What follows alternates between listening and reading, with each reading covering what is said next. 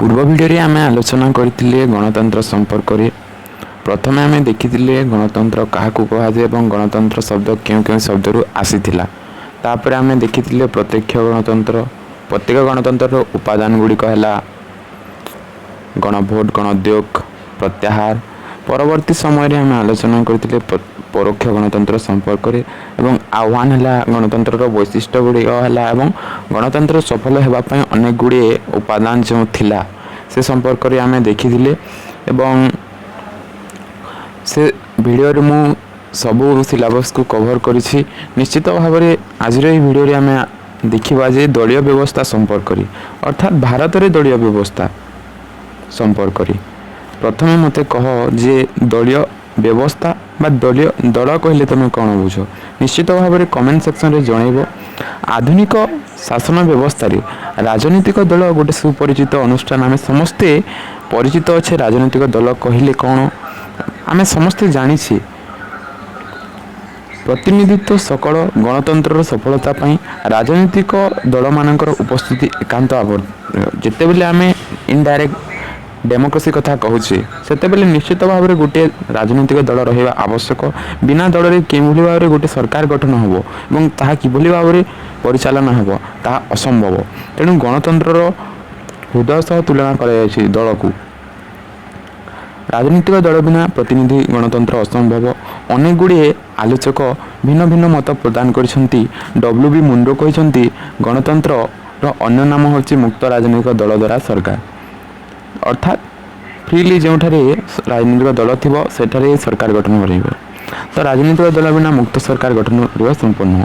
तब H.G.. Laski कहते एकछत्रवाद व्यतिरेकी जेकोसी आधुनिक राष्ट्र में एकछत्रवाद को छाड़देले अर्थात जनक द्वारा शासन होगा बदल आधुनिक राष्ट्र में दलीय सरकार विकल्प नहीं। लास्की यथार्थ कहते गणतंत्र राष्ट्र में राजनीतिक दल अपरिहार्य अर्थात निश्चित भाव में रहा आवश्यक।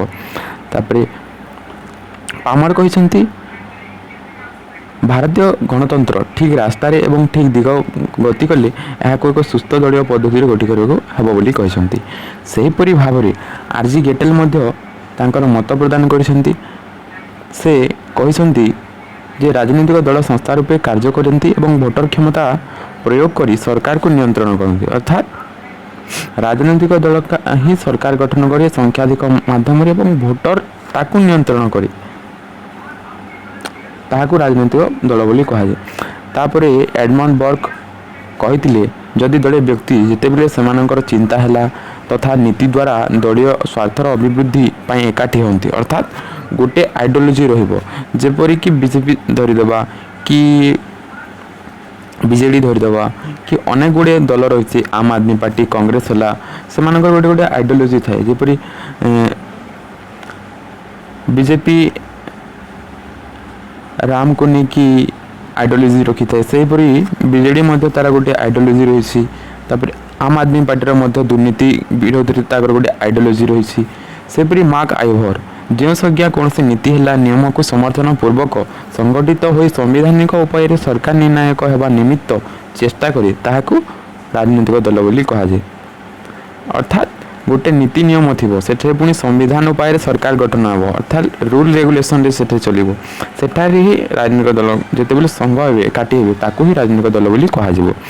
तापर रॉबर्ट माइकेल तांकर मत देछंती क्षमता हासिल कार्यकारी करने उद्देश्य जहाँ गठित अर्थात पावर पाइबा एवं ताकू किभली कार्यकारी करने द्वारा जो संगठित द्वारा हुए ताकू राजनीतिक दल बोली से कहते। हर्मान पाइगार से कहते इच्छा अनुଯାयी सभ्यपद ग्रहण करने एक सुसंगठित दल संस्था होची राजनीतिक दल। गोटे विश थी ताकू नहीं गोटे सभ्यपद ग्रहण करवा सुसंगठित संस्था करवा ता माध्यम से आम जो इच्छा अच्छी पूरण करवा। गिलख्रिस्ट कहती सम राजनीतिक दृष्टिकोण संपन्न दले बा नागरिक संगठित अर्थात गोटे प्रकार आइडियोलॉजी थी से प्रकार गोटे प्रकार आइडियोलॉजी को नहीं जो संगठित हो जहाँ जो संगठन ताकू ही राजनीतिक दल बोली कहुए। अर्थात जो मैंने राम राम बोलिए से मैंने राम ही आइडियोलॉजी को फॉलो करेंगे कि मैंने दुर्नीति विरोध को फॉलो करेंगे कि मैंने गरीब को साहाय्य करेंगे। राजनीतिक संस्था रूपे सरकार ରାଜନୈତିକ ସଂସ୍ଥା ରୂପେ ସରକାର। ତାପରେ ଆସିଲା ଦଳୀୟ ବ୍ୟବସ୍ଥା। ରାଜନୀତି ସାଧାରଣତଃ ଅର୍ଥରେ ଦଳୀୟ ରାଜନୈତିକ ଦଳ କହିଲେ ଏକ ସଂଗଠନ ବା ସଂଗଠିତ ଏକକ ରୂପେ କାର୍ଯ୍ୟ କରନ୍ତି ସଂଗଠିତ ନାଗରିକ ଗୋଷ୍ଠୀ ଯେଉଁମାନେ କି ସମ ରାଜନୈତିକ ଦୃଷ୍ଟିକୋଣ ଗୋଟେ ଆଇଡ଼ିଓଲୋଜି ଥିବ ଆଉ ସେମାନେ ଗୋଟେ ରାଜନୈତିକ ଏକକ ରୂପେ କାର୍ଯ୍ୟ କରିବେ ତାକୁ ହିଁ ଆମେ ରାଜନୈତିକ ଦଳ ବୋଲି କହିପାରିବା। ଏବେ 2 ମାର୍କସର କ୍ୱେଶ୍ଚିନ୍ ଏବଂ 2-3ଟା ଏକ୍ଜାମ୍ପଲ୍ ଦେଇଦେବ ରାଜନୈତିକ ଦଳଗୁଡ଼ିକ। ତାପରେ ଏମାନେ ନିର୍ବାଚନରେ ଅଂଶଗ୍ରହଣ କରି କ୍ଷମତା ଦଖଲ କରନ୍ତି ସରକାର ଗଠନ କରନ୍ତି ଏବଂ ନିର୍ବାଚନରେ ମେଜୋରିଟି 50+1 ମେଜୋରିଟି ଆଣିକି ସେମାନେ କ'ଣ କରିଥାନ୍ତି ନା କ୍ଷମତା ଦଖଲ କରି ସରକାର ଗଠନ କରିଥାନ୍ତି। ଅର୍ଥାତ୍ ଆମ ଓଡ଼ିଶାରେ ଧରି ନିଆଯାଉ 147 ସିଟ୍ ଅଛି। ସେ 147 ସିଟ୍ରୁ GS 50+1 को आम 2 भाग 73 अर्थात 74 और 75 जी आनिला से सरकार गठन करें से MLA और MP से केन्द्र रही।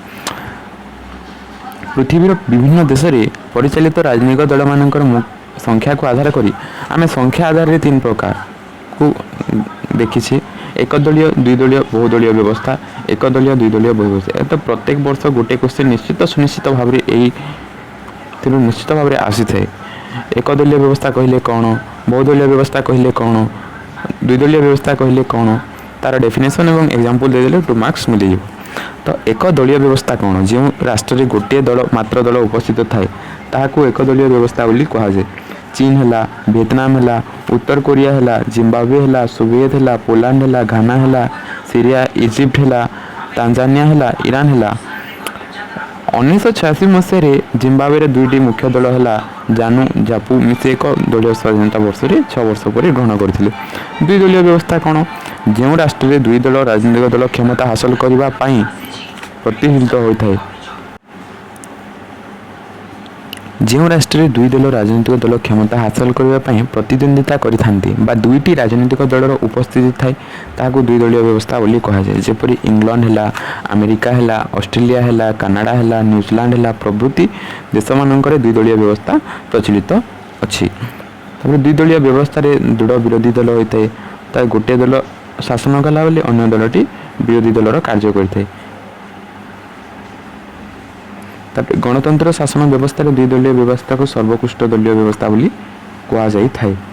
बहुदलीय व्यवस्था जो राष्ट्र में 3 रु अधिक दल थांती राजनीतिक दल निर्वाचन में अंशग्रहण करता बहुदलीय व्यवस्था बोली कहुए। ये बहुदलीय व्यवस्था भारत है फ्रांस है इटली है डेनमार्क है मेक्सिको है प्रभृति देश मानक प्रचलित अच्छी। फ्रांस रे प्राय 13टी जर्मन रे 3टी इटली रे 8टी स्विट्जरलैंड रे 8टी डेनमार्क रे 10टी और नेदरलैंड रे 14टी अधिक राजनीतिक देखा दे थाए। दलीय व्यवस्था 19 शताब्दी में सृष्टि होता। आधुनिक समय युक्तराष्ट्र अमेरिकार सर्वप्रथम मतदान आरंभ होता से राजनीतिक दल मानकर प्रथम सृष्टि होता क्योंठारे अमेरिका ठारे। राजनीतिक दल मानकर प्रकार भेद भारतीय राजनीतिक दल मानकर आदर्श भित्ति 3 भाग विभक्त कराई। गोटे है वामपंथी दक्षिणपंथी और मध्यमपंथी। संविधान रे राजनीतिक दल मान विषय किसी उल्लेख करा जाय नहीं मात्र संविधान धारा 19 संगठन कराई राजनीतिक दल गठन संपर्क नहीं किंतु 19 धारा अनुसार संगठन अधिकार बल नागरिक माने राजनीतिक दल गठन करथांती। समाजवाद रे विश्वास करुवा भारतीय कम्युनिस्ट पार्टी अर्थात समय शोषण को नहीं से मार्क्सपंथी को आदर करते समस्ते समान। वामपंथी दल माने आंदोलनात्मक पंथ उपर बेस जोर दियंती। Communist Party of India Communist Party और माओपंथी दल यार अंतर्भुक्त। भारतीय जनता पार्टी शिवसेना अकाली दल एमाने होचंती दक्षिणपंथी एवं धर्म और संस्कृति उपर गुरुत्व प्रदान करथांती। तापर आसला कांग्रेस है बीजेडी है समाजवादी पार्टी है राष्ट्रीय लोकदल है तृणमूल कांग्रेस वेस्ट बेंगल है प्रथम पंथी दल एमाने वामपंथी परी उग्र एवं आंदोलन परी दक्षिण उभयर सम्मिश्रण धर्म परंपरा मुखी नुहति। वामपंथी दल समर्थन होचन चाषी मूल्य श्रमिक उच्च जाति धनी लोक मानकर बेसी संख्यार दक्षिणपंथी दल मान समर्थित करथांती। नीति है आदर्श है ବ୍ୟତୀତ ରାଜନୈତିକ ଦଳମାନଙ୍କର ବିଭିନ୍ନ ରାଜ୍ୟମାନଙ୍କର ଉପସ୍ଥିତି ଓ ସେମାନଙ୍କର ପ୍ରଭାବଶାଳୀ ଭୂମିକାକୁ ଆଧାର କରି ଭାରତର ରାଜନୈତିକ ଦଳକୁ ପୁନଶ୍ଚ ଦୁଇ ଭାଗରେ ବିଭକ୍ତ କରାଯାଇଛି। ଗୋଟେ ହେଲା ଜାତୀୟ ଦଳ ଆଉ ଗୋଟେ ହେଲା ଆଞ୍ଚଳିକ ଦଳ। ନିଶ୍ଚିତ ଭାବରେ ଗୋଟେ କ୍ୱେଶ୍ଚିନ୍ ଆସିଥାଏ, ଜାତୀୟ ଦଳ କହିଲେ କାହାକୁ ବୁଝାଏ, ଆଞ୍ଚଳିକ ଦଳ କହିଲେ କ'ଣ ବୁଝ ବା କ'ଣ। ଗୋଟିଏ ରାଜନୈତିକ ଦଳ ଏକ ଜାତୀୟ କିମ୍ବା ଆଞ୍ଚଳିକ ଦଳ ହୋଇଥାଏ, ତାହା ଭାରତୀୟ ନିର୍ବାଚନ ଆୟୋଗ ସ୍ଥିର କରିଥାଏ। ଅନେକ ଗୁଡ଼ିଏ ସର୍ତ୍ତ ଥାଏ, ତାହା 2014 ମସିହାରେ ନିର୍ବାଚନ ଆୟୋଗ ଦ୍ୱାରା ପ୍ରଦତ୍ତ ଅନେକ ଗୁଡ଼ିଏ ସର୍ତ୍ତ ଥିଲା। ସେଗୁଡ଼ିକ ମଧ୍ୟରେ ସ୍ଥିର କରାଯାଇଥିବା 3ଟି ସର୍ତ୍ତରୁ ଗୋଟେ ସର୍ତ୍ତକୁ ପୂରଣ କଲେ ତାକୁ ଜାତୀୟ ଦଳ ହିସାବରେ ସ୍ୱୀକୃତି ପ୍ରଦାନ କରାଯାଇଥାଏ। ତ ଜାତୀୟ ଦଳ ସର୍ତ୍ତ ବା ଜାତୀୟ ଦଳ କାହାକୁ କୁହାଯାଏ? ଦଳ ଅତି କମ୍ରେ ଚାରିଟି ରାଜ୍ୟରେ 2% ଲୋକସଭା ଆସନ ଥିବ ବା 11ଟି ଲୋକସଭା ଆସନ ପାଇଥିବ ମିନିମମ୍। ତାପରେ ଲୋକସଭା, ରାଜ୍ୟସଭା, ବିଧାନସଭା ନିର୍ବାଚନରେ ଦଳ 4ଟି ରାଜ୍ୟରେ 6% ଭୋଟ ପାଇଥିବା ଆବଶ୍ୟକ ଏବଂ 4ଟି ଲୋକସଭା ଆସନ ପାଇଥିବା 6% ସହ 4ଟି ଲୋକସଭା ଆସନ ମଧ୍ୟ ଥିବା ଆବଶ୍ୟକ। ଦଳ 4ଟିରୁ ଅଧିକ ରାଜ୍ୟରେ ରାଜ୍ୟସ୍ତରୀୟ ଆଞ୍ଚଳିକ ଦଳ ହିସାବରେ ସ୍ୱୀକୃତି ହାସଲ କରିଥିବା ଆବଶ୍ୟକ। ଯେଉଁ ଦଳମାନେ 3ଟି ସର୍ତ୍ତ ମଧ୍ୟରୁ ଗୋଟିଏ ସର୍ତ୍ତକୁ ପରିପୂରଣ କରିବେ ସେହି ରାଜନୈତିକ ଦଳକୁ ଜାତୀୟ ଦଳ ବୋଲି କୁହାଯାଏ। ଭାରତରେ ସର୍ବମୋଟ 8ଟି ଜାତୀୟ ଦଳ ଦେଖାଯାଆନ୍ତି, କିନ୍ତୁ ବର୍ତ୍ତମାନ ସମୟରେ କେତେ ଅଛି ଟିକିଏ ଦେଖିଦେବ ଗୁଗଲରେ ସର୍ଚ୍ଚ କରିକି। ଏବଂ କଂଗ୍ରେସ ହେଲା, ବିଜେପି ହେଲା, ସିପିଆଇ, ସିପିଏମ୍, ଏନ୍ସିପି ହେଲା, ନ୍ୟାସନାଲ୍ ପିପୁଲ୍ ପାର୍ଟି ହେଲା, ବହୁଜନ ସମାଜ ପାର୍ଟି ହେଲା, ଅଲ୍ ଇଣ୍ଡିଆ ତୃଣମୂଳ କଂଗ୍ରେସ ହେଲା, କମ୍ୟୁନିଷ୍ଟ ପାର୍ଟି ଅଫ୍ ଇଣ୍ଡିଆ ହେଲା। ଆଞ୍ଚଳିକ ଦଳ କ'ଣ? ଆଉ ଆଞ୍ଚଳିକ ଦଳର ସର୍ତ୍ତ ବା କାହାକୁ କୁହାଯାଏ? ନିର୍ବାଚନ ଆୟୋଗ ଦ୍ୱାରା ସ୍ଥିର କରାଯାଇଥିବା 13ଟି ସର୍ତ୍ତରୁ ଯେକୌଣସି ଗୋଟିଏ ସର୍ତ୍ତକୁ ପୂରଣ କଲେ ଆଞ୍ଚଳିକ ଦଳ କୁହାଯାଏ। ସେଗୁଡ଼ିକ ହେଲା ବିଧାନସଭାରେ ନିର୍ବାଚନରେ 3% ଆସନ 3ଟି ଆସନ ପାଇଥିବା ଆବଶ୍ୟକ। ଲୋକସଭା ନିର୍ବାଚନରେ 25ଟି ଆସନରୁ ଅତି କମ୍ରେ ଗୋଟିଏ ଆସନ ପାଇଥିବା ଆବଶ୍ୟକ। ଲୋକସଭା ବା ବିଧାନସଭା ନିର୍ବାଚନରେ ଦଳ ଅତି କମ୍ରେ 6% ଭୋଟ ପାଇବା ସହିତ ଗୋଟିଏ ଲୋକସଭା ଓ ବିଧାନସଭା ଆସନ 7ଟି ବିଧାନସଭା ଆସନ ପାଇଥିବା ଆବଶ୍ୟକ। ଗୋଟିଏ ଦଳ ରାଜ୍ୟର ସର୍ବମୋଟ ଅନ୍ତତଃ 8% ଭୋଟ ପାଇଥିବା ଆବଶ୍ୟକ। ମୁଖ୍ୟତଃ ଆଞ୍ଚଳିକ ଦଳଗୁଡ଼ିକ ହେଲା ବିଜେଡ଼ି, ରାଷ୍ଟ୍ରୀୟ ଜନତା ଦଳ, ଝାଡ଼ଖଣ୍ଡ ମୁକ୍ତି ମୋର୍ଚ୍ଚା, ସମାଜବାଦୀ ପାର୍ଟି,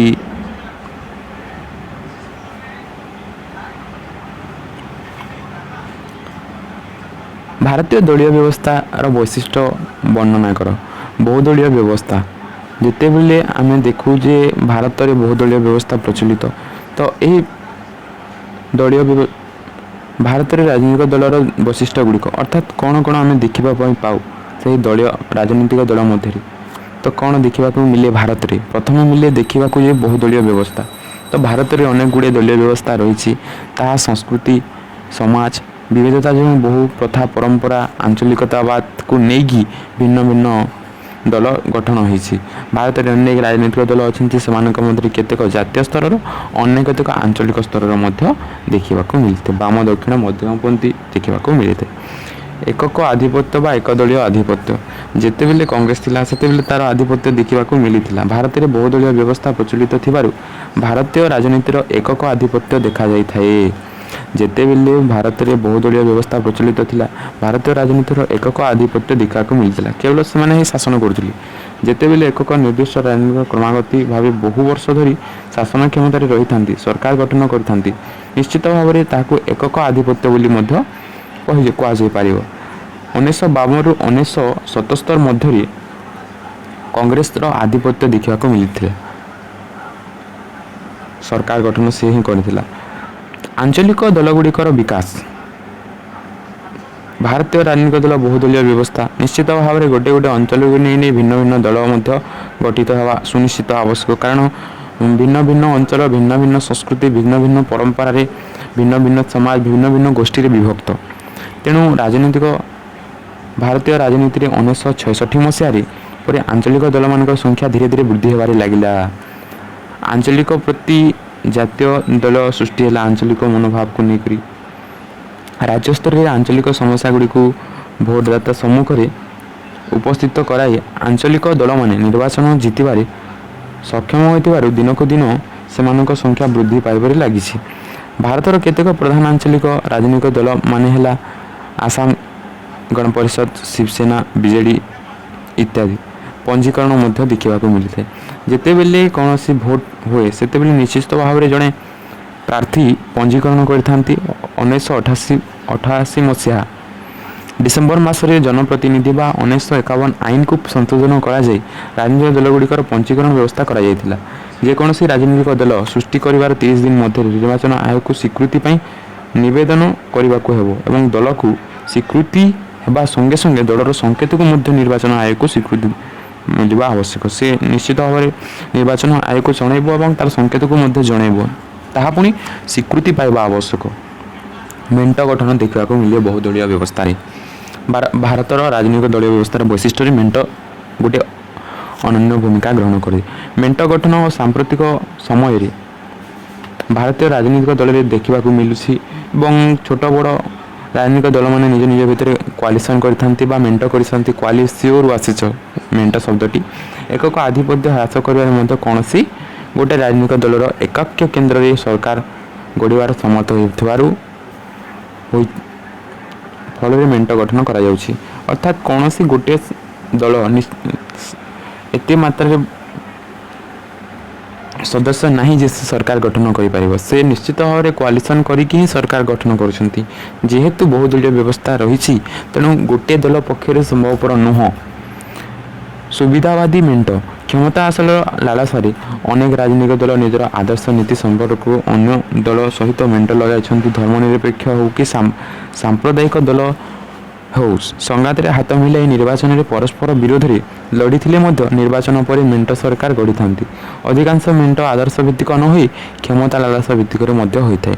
ତ କ୍ଷମତା ଲାଳସା ଭିତ୍ତିରେ ଗୋଟିଏ ଦଳ ନିଶ୍ଚିତ ଭାବରେ ଅନ୍ୟ ଦଳକୁ ଯିବ, ସେ ନିଶ୍ଚିତ ଭାବରେ ଅନେକ ଗୁଡ଼ିଏ ଆସନ ମଧ୍ୟ ଲାଭ କରିପାରିବ ଏବଂ ଅନେକ ଗୁଡ଼ିଏ ଫାଇଦାକୁ ଦେଖି ସେ ନିଶ୍ଚିତ ଭାବରେ ସେ ମେଣ୍ଟ କରିବା ପାଇଁ ଆଗେଇ ଆସିବ। ତ ଗୋଷ୍ଠୀ ବିବାଦ ଆମେ ନିଶ୍ଚିତ ଭାବରେ ଦେଖିପାରିବା। ରାଜନୈତିକ ଦଳମାନେ ଗୋଷ୍ଠୀ ମଧ୍ୟରେ ବିବାଦ ଲଗାଇକି ନିଶ୍ଚିତ ଭାବରେ ସେମାନେ ନିର୍ବାଚନ ଜିତିବା ପାଇଁ ନିଜର ସ୍ୱାର୍ଥ ହାସଲ ନିମିତ୍ତ ଗୋଟିଏ ଗୋଷ୍ଠୀ ଅନ୍ୟ ଗୋଷ୍ଠୀ ସହ ବିବାଦ ଲଗାଇଥାନ୍ତି। ଦଳବଦଳ ଓ ବିଭାଜନ ଆମେ ଦଳବଦଳ ଓ ବିଭାଜନ ବିଭିନ୍ନ ଦଳମାନଙ୍କର ଦେଖୁଛେ। ବର୍ତ୍ତମାନ ସମୟରେ ଭାରତୀୟ ରାଜନୈତିକ ଦଳୀୟ ବ୍ୟବସ୍ଥାରେ ଗୋଟିଏ ସଭ୍ୟ ଗୋଟିଏ ଦଳ ଗୋଟିଏ ସଂଘ ନିର୍ବାଚନ ହୋଇସାରିବା ପରେ ସେ ଦଳକୁ ଛାଡ଼ି ଅନ୍ୟ ଦଳକୁ ଯାଉଛି। ବର୍ତ୍ତମାନ ସମୟରେ ଆମେ ପୁରା ଦେଖୁଛେ ଏହା। ଏହି ଦଳବଦଳକୁ ରୋକିବା ପାଇଁ 1985 ମସିହାରେ 52ତମ ସମ୍ବିଧାନ ସଂଶୋଧନ ଆଇନ ବଳରେ ଦଳବଦଳ ନୀତିକୁ ଅଣାଯାଇଛି ଏବଂ ଯଦି କୌଣସି ନିର୍ବାଚନ ପ୍ରତି ଦଳବଦଳ କଲା ତେବେ ସେ ଆଇନ ଅନୁଯାୟୀ ବାଚସ୍ପତି ତାଙ୍କୁ ଅଯୋଗ୍ୟ ଘୋଷିତ କରିପାରିବେ। ଦୃଢ଼ ବିରୋଧୀ ଦଳର ଅଭାବ ଦେଖିବାକୁ ମିଳିଥାଏ। ଭାରତୀୟ ବହୁଦଳୀୟ ପ୍ରଥାରେ ସର୍ବଦା ଗୋଟିଏ ଦୃଢ଼ ବିରୋଧୀ ଦଳ ରହିବା ଆବଶ୍ୟକ, କିନ୍ତୁ ଏଠାରେ ବହୁଦଳୀୟ ବ୍ୟବସ୍ଥା ଥିବାରୁ ବିରୋଧୀ ଦଳର ଆମେ ଦେଖିବାକୁ ସେତେ ପାଉନାହୁଁ। ପ୍ରାୟତଃ କଂଗ୍ରେସ ଶାସନ ସମୟରେ ବିରୋଧୀ ଦଳମାନଙ୍କର ସଂଖ୍ୟା କମ୍ ଥିବାରୁ ସେମାନେ କଂଗ୍ରେସରୁ ଦୃଢ଼ ସ୍ୱରରେ ବିରୋଧ କରିପାରୁନଥିଲେ, କିନ୍ତୁ ବର୍ତ୍ତମାନ ସମୟରେ ମଧ୍ୟ ଦେଖିବାକୁ ମିଳୁଛି, କିନ୍ତୁ ସେତେ ନୁହଁ। ତୁଷ୍ଟୀକରଣ ରାଜନୀତି ଅର୍ଥାତ୍ ରାଜନୀତି ଭାରତୀୟ ରାଜନୀତିର ଗୋଟିଏ ଲକ୍ଷଣ ହେଉଛି ତୁଷ୍ଟୀକରଣ ରାଜନୀତି। ନିଜ ଭୋଟ ବ୍ୟାଙ୍କର ସୁରକ୍ଷା ପାଇଁ ବହୁ ଋଣ ଛାଡ଼ କରିବା, ବିଜୁଳି ଭଡ଼ାକୁ ଛାଡ଼ କରିବା, ଅନେକ ଗୁଡ଼ିଏ ଯୋଜନା ଆଣିବା। ବର୍ତ୍ତମାନ ସମୟରେ ଦେଖିବାକୁ ଆମେ ପାଉଛେ ଅନେକ ଗୁଡ଼ିଏ ଯୋଜନା, ସୁଭଦ୍ରା ଯୋଜନା ହେଉ କି ଅନେକ ଗୁଡ଼ିଏ ଯୋଜନା ଦେଖିବାକୁ ଆମେ ପାଉଛେ। CM କିଷାନ ଯୋଜନା ହେଉ କି ଅନେକ ଗୁଡ଼ିଏ ଯୋଜନା ହେଉ, ଗରିବୀ ହଟାଓ ବୋଲି ମିଥ୍ୟା ପ୍ରତିଶ୍ରୁତି ଦେଇ ଲୋକମାନଙ୍କୁ ସନ୍ତୁଷ୍ଟ କରି ନିର୍ବାଚନରେ ବିଜୟ ଲାଭ କରିଛନ୍ତି। ପୁଣି ଭାରତୀୟ ଦଳୀୟ ବ୍ୟବସ୍ଥାର ଅନ୍ୟାନ୍ୟ ଉପାଦାନ ଆମେ ଦେଖିପାରିବା। ଆଭ୍ୟନ୍ତରୀଣ ଗଣତନ୍ତ୍ରର ଅଭାବ ଦେଖିବାକୁ ମିଳୁଛି, ସଂକୀର୍ଣ୍ଣ ମନୋଭାବ ଦେଖିବାକୁ ମିଳୁଛି। ଭାରତୀୟ ଅନ୍ୟ ରାଜନୈତିକ ଦଳମାନଙ୍କ ଭିତରେ ଗଣତନ୍ତ୍ରର ଅଭାବ ଦେଖାଯାଉଛି, ସଂକୀର୍ଣ୍ଣ ମନୋଭାବ ଦେଖାଯାଉଛି, ଦୁର୍ବଳ ଆଦର୍ଶବୋଧ ମଧ୍ୟ ଆମେ ଦେଖିବାକୁ ପାଉଛେ, ବ୍ୟକ୍ତିକେନ୍ଦ୍ରିକ ନେତୃତ୍ୱ ଦେଖିବାକୁ ପାଉଛେ, ସାମ୍ପ୍ରଦାୟିକ ଦୃଷ୍ଟିଭଙ୍ଗୀ ଦେଖିବାକୁ ପାଉଛେ। ଅର୍ଥାତ୍ ଗୋଟିଏ ବ୍ୟକ୍ତି ତା ପରିବାର କେନ୍ଦ୍ରକୁ ନେଇକି ହିଁ ସେ ତାର ରାଜନୀତି ଚଲେଇବ। ସାମ୍ପ୍ରଦାୟିକ ଦୃଷ୍ଟିଭଙ୍ଗୀ ଦେଖୁଛେ, ଗୋଟିଏ ସମ୍ପ୍ରଦାୟ ଅନ୍ୟ ସମ୍ପ୍ରଦାୟ ମଧ୍ୟରେ ଦଙ୍ଗା, ଧର୍ମ ବିରୋଧୀ ଏଭଳି ଅନେକ ଗୁଡ଼ିଏ କାର୍ଯ୍ୟ ମଧ୍ୟ ଆମେ ଦେଖିବାକୁ ପାଉଛେ। ଦଳବଦଳ ନିରୋଧ ଆଇନ କ'ଣ? 1885 ମସିହାରେ କ'ଣ ହୋଇଥିଲା ନା 52ତମ ସମ୍ବିଧାନ ସଂଶୋଧନ ଆଇନ ବଳରେ ସଂବିଧାନ 10ମ ଅନୁଚ୍ଛେଦରେ ଦଳବଦଳ ନିରୋଧ କରିଥିଲା ଏବଂ ଜଣେ ସଭ୍ୟ ଗୋଟିଏ ରାଜନୈତିକ ଦଳ ସଂସଦ ନିର୍ବାଚନ ଲଢ଼ି ଯଦି ତାହାକୁ ଛାଡ଼ି ଯାଉଛି, ନିଶ୍ଚିତ ଭାବରେ ବାଚସ୍ପତି ତାଙ୍କୁ ପଦଚ୍ୟୁତ ବହିଷ୍କାର କରିପାରିବେ ସାମ୍ବିଧାନିକ ପଦବୀରୁ। କିନ୍ତୁ ଦଳର ମୋଟ ସଭ୍ୟ ସଂଖ୍ୟାର 1/3 ସଭ୍ୟ ଯଦି ଦଳବଦଳ ସ୍ୱାଧୀନ ଦଳ ଗଠନ କରନ୍ତି କିମ୍ବା 2/3 ସଭ୍ୟ ଅନ୍ୟ ଦଳ ସାମିଲ ହୁଅନ୍ତି କିମ୍ବା ବାଚସ୍ପତି ଉପବାଚସ୍ପତି ଅଧ୍ୟକ୍ଷ ଉପାଧ୍ୟକ୍ଷ ପଦବୀ ମଣ୍ଡକ ପାଇଁ ନିରପେକ୍ଷତା ଦୃଷ୍ଟିରୁ ଦଳ ତ୍ୟାଗ କରନ୍ତି, ତେବେ ବିରୋଧରେ କେହି ଆଇନ ପ୍ରଣୟନ ମଧ୍ୟ କରିପାରିବେ ନାହିଁ। କେନ୍ଦ୍ର ରାଜ୍ୟରେ ମନ୍ତ୍ରିମଣ୍ଡଳ ସଦସ୍ୟ ସଂଖ୍ୟା 15%ରୁ ଉର୍ଦ୍ଧ୍ୱ କରାଯିବ ନାହିଁ ଏବଂ ବାଚସ୍ପତି ଦଳବଦଳ ବିରୋଧରେ ଆଇନ ଅନୁସାରେ ଦଳବଦଳ କରିବା ବ୍ୟକ୍ତିକୁ ଅଯୋଗ୍ୟ ଘୋଷିତ କରାଯିବ। ମେଣ୍ଟ ରାଜନୀତି କ'ଣ? ଏହାର କାରଣ ଗୁଡ଼ିକ କ'ଣ ବର୍ଣ୍ଣନା କର। ତ ମେଣ୍ଟ ରାଜନୀତି ବହୁଦଳୀୟ ବ୍ୟବସ୍ଥାର ଗୋଟିଏ ପ୍ରମୁଖ ବୈଶିଷ୍ଟ୍ୟ ଅଟେ। ଭାରତବର୍ଷରେ ବହୁଦଳୀୟ ରାଜନୈତିକ ବ୍ୟବସ୍ଥା ଆମେ ଦେଖିବାକୁ ପାଉଛେ। ଏଠାରେ ମେଣ୍ଟ ରାଜନୀତି ଦେଖିବାକୁ ପାଉଛେ। ମେଣ୍ଟ ବା କ୍ୱାଲିସନ୍ ଶବ୍ଦଟି ଲାଟିନ୍ ଶବ୍ଦ କ୍ୱାଲିସିଓ ବା କ୍ୱାଲିସିନ୍ରୁ ଆଣିତ ବା କ୍ୱାଲିସିଓ କହିପାରିବା, COLITIOରୁ ଆଣିତ। ଏହାର ଅର୍ଥ ହେଉଛି ଏକତ୍ର କରିବା ବା ବୃଦ୍ଧି କରିବା ବା ଏକାଠି ଆଗେଇବା। ବିସ୍ତାରିତ ଅର୍ଥରେ କହିଲେ ମେଣ୍ଟ ରାଜନୀତି ହେଉଛି ଗୋଟେ ସରକାର ଗଢ଼ିବା ବା ସରକାର କ୍ଷମତା ପାଇବା ପାଇଁ ଏକାଧିକ ରାଜନୈତିକ ଦଳଙ୍କ ମଧ୍ୟରେ ସହଯୋଗ ବା ବୁଝାମଣା ପ୍ରକ୍ରିୟାକୁ ଆମେ କହିପାରିବା ମେଣ୍ଟ। ନିର୍ଦ୍ଦିଷ୍ଟ ନିୟମର ସାଧନ ପାଇଁ ବହୁ ଦଳଗୁଡ଼ିକ ଏକାଠି ବନ୍ଧନରେ ବାନ୍ଧି ହୋଇ ସରକାର ଗଠନ କ୍ଷମତା ହାସଲ କରିବା ହେଲେ ତାହାକୁ ମେଣ୍ଟ ବୋଲି କୁହାଯାଏ। ମେଣ୍ଟ ଦୁଇ ପ୍ରକାର, ନିର୍ବାଚନ ପୂର୍ବବର୍ତ୍ତୀ ଏବଂ ନିର୍ବାଚନ ପରବର୍ତ୍ତୀ।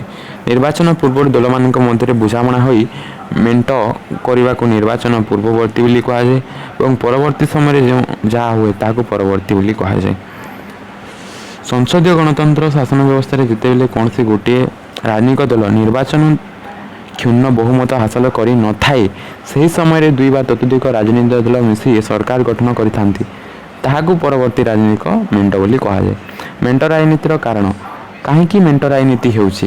ତ ପ୍ରଥମେ ହେଲା ବିବିଧତା ବି ଦେଖାଯାଉଛି, ବହୁଦଳୀୟ ବ୍ୟବସ୍ଥା ମଧ୍ୟ ଦେଖାଇ, ରାଜନୈତିକ ଦଳ ବଦଳ ନୀତି ଦେଖାଯାଉଛି, ଗୋଷ୍ଠୀବାଦ ଦେଖାଯାଉଛି, ଏକକ ଆଧିପତ୍ୟ ହ୍ରାସ ହେବାରେ ଲାଗିଛି। ତେଣୁ ଏହା ଦେଖିବାକୁ ମିଳୁଛି। ପ୍ରଥମେ ହେଲା ବହୁଦଳୀୟ ବ୍ୟବସ୍ଥା ଦେଖିବାକୁ ମିଳୁଛି। ଭାରତରେ ବହୁଦଳୀୟ ବ୍ୟବସ୍ଥା ପ୍ରଚଳିତ। ଏହି ବହୁଦଳୀୟ ବ୍ୟବସ୍ଥାରେ ପୁଣି ନିର୍ବାଚନର ଅନେକ ରାଜନୈତିକ ଦଳ ପ୍ରତିଦ୍ୱନ୍ଦ୍ୱିତା କରୁଥିବା ଅନେକ ସମୟରେ ଗୋଟିଏ ଦଳ ପୂର୍ଣ୍ଣ ସଂଖ୍ୟା ଗରିଷ୍ଠତା ହାସଲ କରିପାରୁନାହିଁ, ତେଣୁ 2 ବା ତତୋଧିକ ଦଳ ମିଶି ସରକାର ଗଠନ କରିଥାନ୍ତି। ପୁଣି ଅନ୍ୟ ଏକ ଉପାଦାନ ହେଲା ବିବିଧତା, ଅର୍ଥାତ୍ ଭାରତ ଭିନ୍ନତାରେ ଏକତାର ଦେଶ। ଭାରତରେ ବହୁ ଜାତି, ଧର୍ମ, ବର୍ଣ୍ଣ, ଭାଷାକୁ ନେଇକି ଭିନ୍ନ ଭିନ୍ନ ବିବିଧତା ଦେଖାଯାଏ। ଅନେକ ସମୟରେ ଲୋକମାନଙ୍କ ଭିତରେ ଜାତି ହେଉ, ଭାଷା ହେଉ, ଧର୍ମ ହେଉକୁ ନେଇକି ଅନେକ ଗୋଷ୍ଠୀ ମଧ୍ୟରେ କଳନ୍ଦ ଦେଖିବାକୁ ମିଳିଥାଏ, ଝଗଡ଼ା ମଧ୍ୟ ଦେଖିବାକୁ ମିଳିଥାଏ। ଫଳରେ ସେମାନେ କୌଣସି ଗୋଟିଏ ଦଳରୁ ବହୁ ସଂଖ୍ୟାରେ ଭୋଟ ଦେବାକୁ ଅନେକ ସମୟରେ କୌଣସି ଗୋଟିଏ ଦଳ ସମ୍ପୂର୍ଣ୍ଣ ଭାବରେ ସଂଖ୍ୟାଗରିଷ୍ଠ ପାଇନଥାଏ, ତେଣୁ ମେଣ୍ଟ ରାଜନୀତି ଦେଖିବାକୁ ମିଳିଥାଏ। ରାଜନୈତିକ ଦଳ ବଦଳ ଗୋଷ୍ଠୀବାଦ, ଯେତେବେଳେ ଗୋଟିଏ ବ୍ୟକ୍ତି ଗୋଟିଏ ଦଳ ଛାଡ଼ି ଅନ୍ୟ ଦଳକୁ ଯାଏ ତାହାକୁ ରାଜନୈତିକ ଦଳ ବଦଳ କୁହାଯାଏ। ଗୋଷ୍ଠୀବାଦ କ'ଣ? ରାଜନୈତିକ ଦଳ ବଦଳ ଗୋଷ୍ଠୀବାଦ ମେଣ୍ଟ ରାଜନୀତିର ଗୋଟିଏ ଅନ୍ୟତମ କାରଣ ଅଟେ। କେତେକ ନେତା ନିଜର ଅଭିଳାଷ ପୂରଣ ପାଇଁ ନିଜ ଦଳକୁ ଛାଡ଼ି ଅନ୍ୟ ଲୋକ ଯିବା ଆଉ ଦଳ ସହ ମେଣ୍ଟ କରନ୍ତି ଏବଂ ସରକାର ସାମିଲ ହୁଅନ୍ତି। ଦଳ ବଦଳ ମଧ୍ୟ ଅନେକାଂଶରେ ମେଣ୍ଟ ରାଜନୀତିକୁ ପ୍ରୋତ୍ସାହିତ କରୁଛି। ଏକକ ଆଧିପତ୍ୟ ବିସ୍ତାର, ଯେପରି ଆମେ ଦେଖିଛେ କଂଗ୍ରେସ 1952ରୁ 1977 ମଧ୍ୟରେ କଂଗ୍ରେସର ଆଧିପତ୍ୟ ରହିଥିଲା, ଗୋଟିଏ ଦଳର ଆଧିପତ୍ୟ ରହିଥିଲା। କେନ୍ଦ୍ରରେ ମେଣ୍ଟ ରାଜନୀତି ସମ୍ଭାବ କମ୍ ଦେଖିବାକୁ ମିଳିଥିଲା ଏବଂ ବିରୋଧୀ ଦଳ ମଧ୍ୟ କମ୍ ଦେଖିବାକୁ ମିଳିଥିଲା। କଂଗ୍ରେସ ଦଳର ଆଧିପତ୍ୟ ଧୀରେ ଧୀରେ ଦୁର୍ବଳ ହେବାରେ ଲାଗିଛି ଏବଂ ଶୂନ୍ୟସ୍ଥାନ ସୃଷ୍ଟି ହୋଇଛି। ଏହି ଶୂନ୍ୟସ୍ଥାନ ପୂରଣ କରିବା ପାଇଁ ଛୋଟ ଛୋଟ ଦଳମାନେ ନିଜ ନିଜ ଭିତରେ ମେଣ୍ଟ କରୁଛନ୍ତି, ଯାହା ମେଣ୍ଟ ରାଜନୀତି ପାଇଁ ଦାୟୀ। ଉପରୋକ୍ତ କାରଣରୁ ଯୋଗୁଁ ଭାରତର ମେଣ୍ଟ ରାଜନୀତି ସମ୍ଭବତଃ ସବୁବେଳେ ଦେଖାଯାଏ ଏବଂ ଏହି ମେଣ୍ଟ ରାଜନୀତି 1977 ମସିହା ଠାରୁ କେନ୍ଦ୍ରରେ ଦେଖିବାକୁ ମିଳୁଛି। ରାଜନୈତିକ ଦଳ ବଦଳ ଓ ଗୋଷ୍ଠୀବାଦ, ଏକକ ଆଧିପତ୍ୟ ହ୍ରାସ। କେନ୍ଦ୍ରରେ ଗୋଟିଏ ଦଳର ଆଧିପତ୍ୟ ରହିଲେ କେନ୍ଦ୍ରରେ ମେଣ୍ଟ ରାଜନୀତି ବା ସମ୍ଭାବନା କମ୍ ଦୀର୍ଘ ଦିନ ଧରି ଚାଲି ଆସିଥିବା କଂଗ୍ରେସ ଦଳର ଆଧିପତ୍ୟ ଧୀରେ ଧୀରେ ଦୁର୍ବଳ ହେବାରେ ଲାଗିଛି ଏବଂ ଶୂନ୍ୟସ୍ଥାନ ଦୃଷ୍ଟି ରହିଛି ଏବଂ ଏହି ଶୂନ୍ୟସ୍ଥାନ ପୂରଣ କରିବା ପାଇଁ ଛୋଟ ଛୋଟ ଦଳମାନେ ନିଜ ନିଜ ଭିତରେ ମେଣ୍ଟ କରୁଛନ୍ତି। ଏହା ମେଣ୍ଟ ରାଜନୀତିର ପାଇଁ ଦାୟୀ। ଉପରୋକ୍ତ କାରଣ ଯୋଗୁଁ ଭାରତରେ ମେଣ୍ଟ ରାଜନୀତି ସମ୍ଭାବନା ସବୁବେଳେ ଦେଖାଯାଏ ଏବଂ ଏହି ମେଣ୍ଟ ରାଜନୀତି 1977 ମସିହାରୁ ହ୍ରାସ ଦେବାରେ ଲାଗିଛି। ଜାତୀୟ ଦଳ ଭାରତୀୟ ଜାତୀୟ କଂଗ୍ରେସ ସଂଗଠନ ଏବଂ ଐତିହାସିକ ପୃଷ୍ଠଭୂମି ଆଦର୍ଶ ବିଷୟରେ ବର୍ଣ୍ଣନା କର। ଭାରତୀୟ ଜାତୀୟ କଂଗ୍ରେସ ସବୁଠାରୁ ପୁରୁଣା ଏବଂ ପ୍ରଭାବଶାଳୀ ଦଳ ଅଟେ। ଭାରତୀୟ ରାଜନୀତି କଂଗ୍ରେସ ଦଳର ଏକ ବିଶେଷ ସୂଚନା ଦିଆଯାଇଛି। କଂଗ୍ରେସ ଦଳ 1952ରୁ 1977 ମସିହା ପର୍ଯ୍ୟନ୍ତ ଏକ ଆଧିପତ୍ୟ ବିସ୍ତାର ଲାଭ କରିଥିଲା। କଂଗ୍ରେସ ହେଉଛି ସବୁଠାରୁ ପୁରୁଣା ତଥା ପ୍ରଭାବଶାଳୀ ଅଟେ ଏବଂ ଏହି କଂଗ୍ରେସ ଦଳ 1952ରୁ 77 ମଧ୍ୟରେ ନିଜର ଆଧିପତ୍ୟ ବିସ୍ତାର କରିଥିଲା। ଐତିହାସିକ ପୃଷ୍ଠଭୂମି ଯେତେବେଳେ ଆମେ ଐତିହାସିକ ପୃଷ୍ଠଭୂମିକୁ ଦେଖୁଛେ, କଂଗ୍ରେସ ଦଳ 1885 ମସିହାରେ ଡିସେମ୍ବର 28 ତାରିଖରେ ବ୍ରିଟିଶ ଅଧିବାସୀ ତଥା ଅବସରପ୍ରାପ୍ତ ICS ଅଫିସର ଆଲାନ ଅକ୍ଟାଭିଆନ ହ୍ୟୁମ ଓ ହ୍ୟୁମଙ୍କ ଦ୍ୱାରା ଭାରତୀୟ ଜାତୀୟ କଂଗ୍ରେସର ପ୍ରତିଷ୍ଠାତା ବା ଏହାଙ୍କ ଦ୍ୱାରା ଗଠିତ ହୋଇଥିଲା। ଉମେଶ ଚନ୍ଦ୍ର ବାନାର୍ଜୀ ଥିଲେ ଭାରତୀୟ ଜାତୀୟ କଂଗ୍ରେସର ପ୍ରଥମ ସଭାପତି। ଭାରତୀୟ ଜାତୀୟ କଂଗ୍ରେସ ସୃଷ୍ଟି ହେବା ସମୟରେ ସ୍ୱାଧୀନତା ଆଲୋଚନାରେ ଯୋଗଦାନ କରିବା କିମ୍ବା ନିର୍ବାଚନରେ ପ୍ରତିଦ୍ୱନ୍ଦ୍ୱିତା କରିବା ଏହାର ମୁଖ୍ୟ ଲକ୍ଷ୍ୟ ନଥିଲା। ବ୍ରିଟିଶ ସରକାରଠାରୁ କେତେକ ରାଜନୈତିକ ସୁବିଧା ସୁଯୋଗ ଆଣିବା ହାସଲ କରିବା, କିନ୍ତୁ ପରବର୍ତ୍ତୀ ସମୟରେ ପରିସ୍ଥିତି ଅନୁସାରେ ସ୍ୱାଧୀନତା ଆନ୍ଦୋଳନରେ ଯୋଗଦାନ ଦେବା ସହିତ ନିର୍ବାଚନରେ ମଧ୍ୟ ପ୍ରତିଦ୍ୱନ୍ଦ୍ୱିତା କଲା। ଗୋଷ୍ଠୀ କନ୍ଦଳ ଦେଖିବାକୁ ମିଳିଲା। ଗୋଷ୍ଠୀ କନ୍ଦଳ ଭାରତୀୟ ରାଜନୈତିକ ଦଳ ବୈଶିଷ୍ଟ୍ୟ ଅଟେ, ଯାହାକି ଭାରତୀୟ କଂଗ୍ରେସରେ ମଧ୍ୟ ପରିଲକ୍ଷିତ ହୋଇଥିଲା। କଂଗ୍ରେସ ସୃଷ୍ଟି ହେବାର କିଛି ବର୍ଷ ଭିତରେ କଂଗ୍ରେସରେ ଦୁଇଟି ଗୋଷ୍ଠୀ ଦେଖାଦେଇଥିଲା, ଯଥା ଚରମ ଗୋଷ୍ଠୀ ଏବଂ ନରମ ଗୋଷ୍ଠୀ। ଚରମ ଗୋଷ୍ଠୀ ଲାଲା ଲଜପତ ରାୟ, ବାଲ ଗଙ୍ଗାଧର ତିଲକ, ବିପିନ ଚନ୍ଦ୍ର ପାଲ ଏବଂ ନରମ ଗୋଷ୍ଠୀ ହେଲେ ଦାଦାଭାଇ ନାରୋଜୀ, ସୁରେନ୍ଦ୍ରନାଥ ବାନାର୍ଜୀ, ଗୋପାଳ କୃଷ୍ଣ ଗୋଖଲେ ଏବଂ ପ୍ରମୁଖ ନେତା ଥିଲେ। ପରବର୍ତ୍ତୀ ସମୟରେ ସୁଭାଷ ଚନ୍ଦ୍ର ବୋଷ ପ୍ରଥମ କଂଗ୍ରେସ ଦଳ ପରିତ୍ୟାଗ କରି ଫରୱାର୍ଡ ବ୍ଲକ ନାମକ ଗୋଟିଏ ଦଳ ଗଠନ କରିଥିଲେ। ଦଳ ବିଭାଜନ ଏବଂ ଦଳ ବଦଳ ଏତିକିରେ ସୀମିତ ନଥିଲା। 1969 ମସିହାରେ ଭାରତରେ ରାଷ୍ଟ୍ରପତି ନିର୍ବାଚନକୁ ନେଇ କଂଗ୍ରେସର ଦୁଇ ଭାଗ ବିଭକ୍ତ ହୋଇଯାଇଥିଲା ଏବଂ ଇନ୍ଦିରା ଗାନ୍ଧୀ ନେତୃତ୍ୱକୁ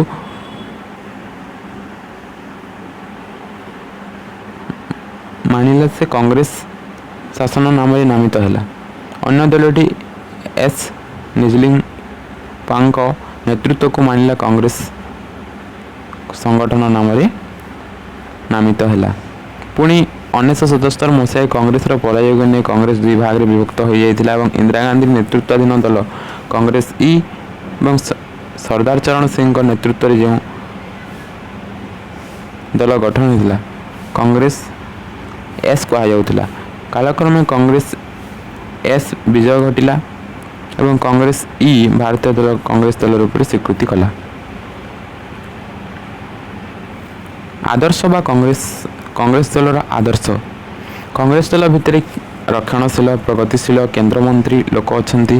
ଏହି ଦଳ ସମସ୍ତ ସକାରାତ୍ମକ ଚିନ୍ତାଧାରା ଉପରେ ଗୁରୁତ୍ୱ ପ୍ରଦାନ କରିଥାଏ। କଂଗ୍ରେସ ଦଳ ସଦାସର୍ବଦା କୋହଳ ଅର୍ଥନୀତି, ଗଣତନ୍ତ୍ର, ଧର୍ମ ନିରପେକ୍ଷତା, ଦାରିଦ୍ର୍ୟତା ଦୂରୀକରଣ, ଶାନ୍ତିପୂର୍ଣ୍ଣ ଆନ୍ତର୍ଜାତିକ ବୁଝାମଣା, ନିରପେକ୍ଷତା ଉପରେ ଗୁରୁତ୍ୱ ଦିଏ। କଂଗ୍ରେସ ସର୍ବଦା କ'ଣ କରିଥାଏ? ଅର୍ଥନୀତି, ଦୃଢ଼ ଅର୍ଥନୀତି, ଗଣତନ୍ତ୍ର ହେଲା, କୌଣସି ଧର୍ମକୁ ସପୋର୍ଟ ନ କରିବା ହେଲା, ଦାରିଦ୍ର୍ୟର ଦୂରୀକରଣ ହେଲା, ଗରିବୀ ହଟାଉ ହେଲା, ଶାନ୍ତିପୂର୍ଣ୍ଣ ଆନ୍ତର୍ଜାତିକ ବୁଝାମଣା ହେଉ କି କୌଣସି ଧର୍ମକୁ ସପକ୍ଷ ନ କରିବା, କାହାକୁ କୌଣସି ଆନ୍ତର୍ଜାତିକ ସମସ୍ୟାରେ ସେ ସର୍ବଦା ନିରପେକ୍ଷ, ଏ ପକ୍ଷ ନୁହଁ କି ସେ ପକ୍ଷ ନୁହଁ। କଂଗ୍ରେସ ଦଳର ସଂଗଠନ।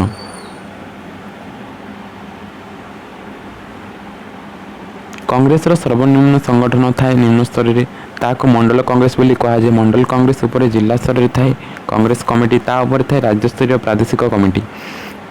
ପ୍ରାଦେଶିକ କଂଗ୍ରେସ କମିଟିରେ ଜଣେ ସଭାପତି ଥାନ୍ତି, ଯିଏକି ପ୍ରଦେଶର ଦଳୀୟ କାର୍ଯ୍ୟକୁ ପରିଚାଳନା କରିଥାନ୍ତି। ସର୍ବୋପରି ଉଚ୍ଚସ୍ତରରେ ଅଖିଳ ଭାରତୀୟ କଂଗ୍ରେସ କମିଟି ମଧ୍ୟ ରହିଛି। ଭାରତୀୟ ଜାତୀୟ କଂଗ୍ରେସ ଭାରତର କେନ୍ଦ୍ର ରାଜ୍ୟ ଅନେକ ଥର ସରକାର ଗଠନ କରିଛି ଏବଂ ବହୁ ଉନ୍ନତିମୂଳକ କାର୍ଯ୍ୟ ମଧ୍ୟ କରିଛି। 2004-9 ମସିହାରେ କଂଗ୍ରେସ ସରକାର ଗଠନ କରି ବର୍ତ୍ତମାନ ବିରୋଧୀ ଦଳ ଆସନରେ ବସିଛି। 2019 ଲୋକସଭା ନିର୍ବାଚନରେ 52ଟି ଆସନରେ ବିଜୟ ଲାଭ କରି ନିଜର କାର୍ଯ୍ୟଧାରାକୁ ବଜାୟ ରଖିଛି। ଭାରତର ରାଷ୍ଟ୍ରପତି ନିର୍ବାଚନକୁ ନେଇ କଂଗ୍ରେସ ଦୁଇ ଭାଗରେ ବିଭକ୍ତ ହୋଇଥିଲା। ଭାରତୀୟ ଜନତା ପାର୍ଟି ବିଜେପି। ଭାରତୀୟ ଜନତା ପାର୍ଟି ଏପ୍ରିଲ 1980 ମସିହାରେ ଗଠିତ ହୋଇଥିଲା ଏବଂ ଭାରତୀୟ ଜନତା ପାର୍ଟିକୁ ଶ୍ୟାମାପ୍ରସାଦ ମୁଖାର୍ଜୀ ଗଠନ କରିଥିଲେ, ଯିଏକି 1951 ମସିହା ଜନସଂଘ ପ୍ରତିଷ୍ଠା କରିଥିଲେ। ଭାରତୀୟ ଜନସଂଘ ସେ ଅଟଳ ବିହାରୀ ବାଜପେୟୀ ଭାରତୀୟ ଜନତା ପାର୍ଟିର ପ୍ରଥମ ସଭାପତି। ବିଶ୍ୱ ହିନ୍ଦୁ ପରିଷଦ ହେଉ, ରାଷ୍ଟ୍ରୀୟ ସ୍ୱୟଂ ସେବକ ହେଉ, NSS ହେଉ, ଏହି ଦଳର ଦୁଇ ସହଯୋଗୀ ସଂଗଠନ। ଭାରତୀୟ ଜନତା ପାର୍ଟି 1996ରେ କେନ୍ଦ୍ରରେ ସରକାର ଗଠନ କରିଥିଲା। ପରବର୍ତ୍ତୀ ସମୟରେ 1998, 2014, 2019ରେ ସରକାର ଗଠନ କରିଛି। ନରେନ୍ଦ୍ର ଦାମୋଦର ମୋଦି, ଅଟଳ ବିହାରୀ ବାଜପେୟୀ, ଅମିତ ଶାହା ଦଳର ପ୍ରଭାବଶାଳୀ ନେତୃତ୍ୱବୃନ୍ଦ ଅଟନ୍ତି। ବିଜେପିର ଆଦର୍ଶ। ଭାରତୀୟ ଚିନ୍ତା ପାର୍ଟି ଗଣତନ୍ତ୍ର, ସକାରାତ୍ମକ ଧର୍ମ ହେଉ, ନିରପେକ୍ଷତା ହେଉ ଗୁରୁତ୍ୱ କରିଥାଏ। ଭୂ ସଂସ୍କାର ହେଉ, କୃଷି ବ୍ୟବସ୍ଥା ପୁନର୍ଗଠନ ହେଉ, ଦାରିଦ୍ର୍ୟତା ଦୂରୀକରଣ ହେଉ, ପ୍ରତିରକ୍ଷା ହେଉ, ନାରୀ କଲ୍ୟାଣ ହେଉ ଉପରେ ଅନେକ ଗୁରୁତ୍ୱ ଦେଇଥାଏ। ସମୟକୁ ଆଖି ଆଗରେ ରଖି ଗୋଷ୍ଠୀ ନିରପେକ୍ଷତାର ନୀତିର ଉପଯୁକ୍ତ ପରିବର୍ତ୍ତନ କରିବା ଉଚିତ ବୋଲି ଏହି ଦଳ ବିଶ୍ୱାସ କରେ। ବିଜେପି ଏକ ଦକ୍ଷିଣପନ୍ଥୀ ଦଳ ଅଟେ। ଦଳର ସଂଗଠନ କ'ଣ? ପ୍ରାଦେଶିକ ସ୍ତରରେ ବିଜେପିର କାର୍ଯ୍ୟ ସୀମିତ ରହିଛି। ଏହା ସହିତ ଜାତୀୟ ସ୍ତରରେ ମଧ୍ୟ ତା'ର କାର୍ଯ୍ୟ ନିର୍ବାହ କରିବା ସୀମିତ ରହିଛି। ଭାରତୀୟ କମ୍ୟୁନିଷ୍ଟ ପାର୍ଟି ଦଳ ବା ଭାରତୀୟ କମ୍ୟୁନିଷ୍ଟ ଦଳ ବା ମାର୍କ୍ସବାଦ 1925 ମସିହାରେ କାନପୁରରେ ଗଠିତ ହୋଇଥିଲା। କମ୍ୟୁନିଷ୍ଟ ଦଳ ମାର୍କ୍ସବାଦ ଲେନିନବାଦ ଚିନ୍ତାଧାରା ଅନୁଯାୟୀ ଗଠିତ କମ୍ୟୁନିଷ୍ଟବାଦକୁ 1925 ମସିହାରୁ 43 ମସିହା ପର୍ଯ୍ୟନ୍ତ ତତ୍କାଳୀନ ବ୍ରିଟିଶ ସରକାର ବେଆଇନ ଦଳ ଭାବରେ ଘୋଷଣା କରିଥିଲେ। ଦ୍ୱିତୀୟ ବିଶ୍ୱଯୁଦ୍ଧରେ ସମୟରେ ଏହି ବେଆଇନ ଦଳ ପ୍ରତ୍ୟାହତ ହୋଇଥିଲା। 1964 ମସିହାରେ ଏହି ଦଳରୁ କେତେକ ସଦସ୍ୟ ବାହାରି ଆସି କମ୍ୟୁନିଷ୍ଟ ପାର୍ଟି CPIM ଗଠନ କରିଥିଲେ। CPIରୁ CPIM ଗଠନ କରିଥିଲେ। କମ୍ୟୁନିଷ୍ଟ ପାର୍ଟିରେ ଥିବା ଏହି ବିଭାଜନ ଆଦର୍ଶଗତ କାରଣକୁ ଦେଖାଯାଇଥିଲା। ଏହି ଦଳର ପ୍ରଭାବ ତ୍ରିପୁରା ହେଲା, ପଶ୍ଚିମବଙ୍ଗ ହେଲା, କେରଳ ହେଲା ପରିଲକ୍ଷିତ ହୋଇଥାଏ। 1957 ମସିହାରେ ଦଳ ପ୍ରଥମ ଥର ପାଇଁ କେରଳରେ ଏବଂ ପରବର୍ତ୍ତୀ ସମୟରେ ପଶ୍ଚିମବଙ୍ଗରେ ପ୍ରଭାବ ବିସ୍ତାର କରିଥିବା ଦେଖାଯାଏ। ସରକାର ଗଠନ ମଧ୍ୟ କରିଥିଲା ସେଥିରେ ଏବଂ PCIM ମାଓ ସେ ତୁଙ୍ଗ ହୋଇଥିଲା ବେଳେ ସୁଧାକର ରେଡ୍ଡି ଡି ରାଜା ପ୍ରଭୃତି CPI ପାର୍ଟିରେ ପ୍ରମୁଖ ନେତା ଥିଲେ। CPIର ସମ୍ପାଦକ ହେଉଛନ୍ତି ସୁଧାକର ରେଡ୍ଡି। CPIMର ହେଉଛି ପ୍ରକାଶ କରାତ। ସମ୍ପାଦକ ହେଉଛନ୍ତି ସୀତାରାମ ୟେଚୁରୀ। କମ୍ୟୁନିଷ୍ଟ ଦଳର ଆଦର୍ଶ ମାର୍କ୍ସବାଦ ଲେନିନବାଦକୁ ଫଲୋ କରେ ଏବଂ ସର୍ବହରାର ଏକଛତ୍ରବାଦ, ଶ୍ରେଣୀହୀନ ସମାଜ, ସମସ୍ତେ ସମାନ, ରାଷ୍ଟ୍ରର ବିଳୟ। ଦଳ ବିଶେଷ ଭାବରେ ଖଟିଖିଆ ମଜୁରୀ କୃଷକ ସର୍ବହରାଙ୍କ ପାଇଁ କାର୍ଯ୍ୟ କରିଥାଏ। ସର୍ବଦା ତାଙ୍କ ସହ ଛିଡ଼ା ହେବା ପାଇଁ ଚେଷ୍ଟା କରିଥାଏ। ତାଙ୍କର ଆଦର୍ଶ ଦଳୀୟ ସଂଗଠନ ହେଲା କମ୍ୟୁନିଷ୍ଟ ଦଳର ସର୍ବନିମ୍ନ ସଂସ୍ଥାକୁ ଶାଖା କମିଟି କୁହାଯାଏ। ଏତଦ୍‌ବ୍ୟତୀତ ପ୍ରତି ଗ୍ରାମ, ସହର, ଜିଲ୍ଲା, ରାଜ୍ୟ ସ୍ତରରେ ତାଙ୍କର ଗୋଟେ ଗୋଟେ କମିଟି ରହିଛି। ସର୍ବଭାରତୀୟ ସ୍ତରରେ ସର୍ବଭାରତୀୟ କମ୍ୟୁନିଷ୍ଟ ପାର୍ଟି କଂଗ୍ରେସ ରହିଛି।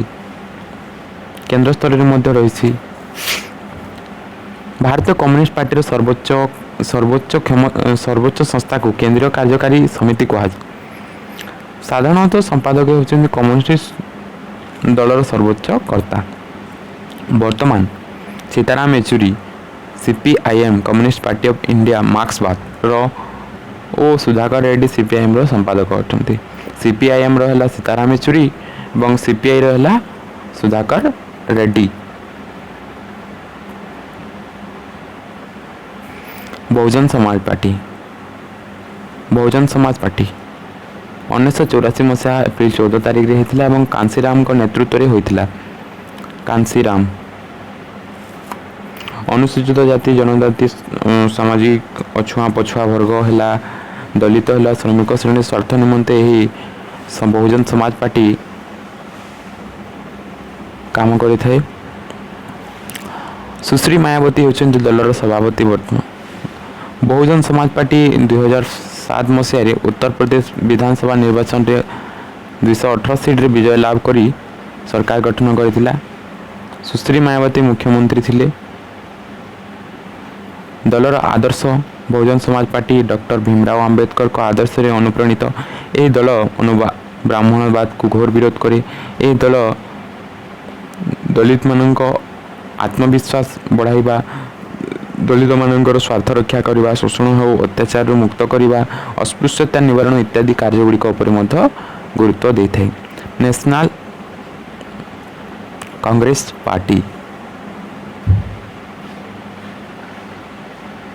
जातीयतावादी Congress Party, nationalism Congress Party Maharashtra तार चिन्ह होची घंटा 1999 मसीह 1999 मसीह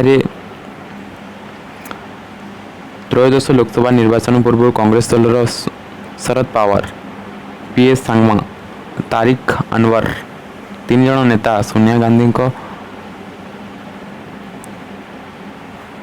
प्रधानमंत्री प्रार्थी को नहीं विद्रोह आरंभ करते। प्रधानमंत्री प्रार्थी को नहीं से विद्रोह होता से दाबी थिला जे से भारत वंशोद्भव व्यक्ति व्यतीत अन्य कौन व्यक्ति भारतर राष्ट्रपति किंबा प्रधानमंत्री हो पारे ना। बोधहुए शरद पवार चाहूले से कांग्रेस दलर प्रधानमंत्री प्रार्थी हे। यही विद्रोह कारण 1999 मसीह मास 21 तारिख रे 3 नेता को कांग्रेस दलर बहिष्कार करागला। यही परिस्थिति रे 3 नेता सही वर्ष आदर्श 1999 रे जातीयतावादी Congress Party National Congress Party गठन कले। यही दलर निर्वाचन चिन्ह होछि घंटा। All India Trinamool Congress Sushri Mayawati, Sushri Mamata Banerjee, All India Trinamool Congress Sushri Mamata Banerjee 1998 मसीहा जनवरी 1 तारिख रे प्रतिष्ठा कले। 2016 मसीहा सेप्टेम्बर 2 तारिख रे भारतर निर्वाचन आयोग दल को एक जातीय दल रूपे मध्य स्वीकृति प्रदान कले।